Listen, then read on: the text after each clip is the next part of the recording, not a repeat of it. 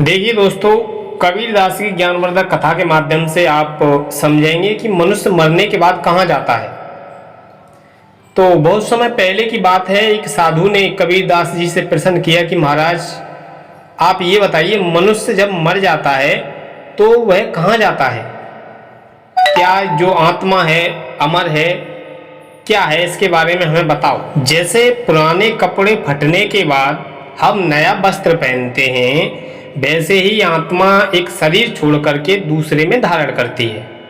तो साधु ने पूछा, लेकिन आत्मा कहाँ जाती है महाराज? क्या वह स्वर्ग या नरक में जाती है? तो कबीर जी बोले, हाँ, लेकिन ये स्वर्ग नरक आत्मा के कर्मों पर निर्भर करते हैं। जो मनुष्य जीवन भर सच्चे कर्म करता है, परोपकार करता है, भगवान का भजन करता है, उसे स्वर्गलोक की ओर गति यानी प्राप्त होती है।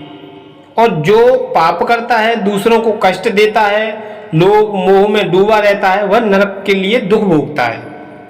फिर कबीरदास ने एक सुंदर उपमा दी, जैसी करनी वैसी भरनी।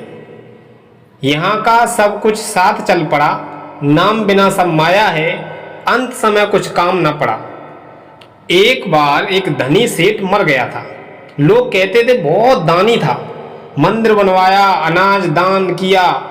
लेकिन कबीर ने कहा, सेठ ने बाहर से दान जरूर किया है, लेकिन भीतर से वह अभिमानी, लोभी, दिखावे में जीने वाला था। उसने गरीबों की सेवा नहीं की, नाम और यश के लिए दान किया था।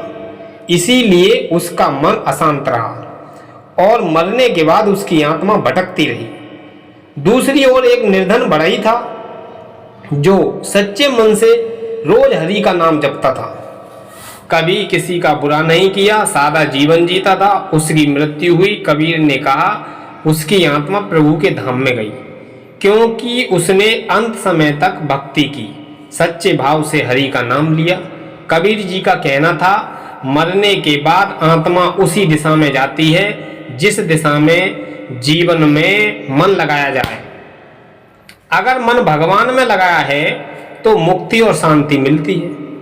अगर मन धन, माया, क्रोध, अहंकार में डूबा है तो जन्म मरण के चक्कर में फंस जाता है।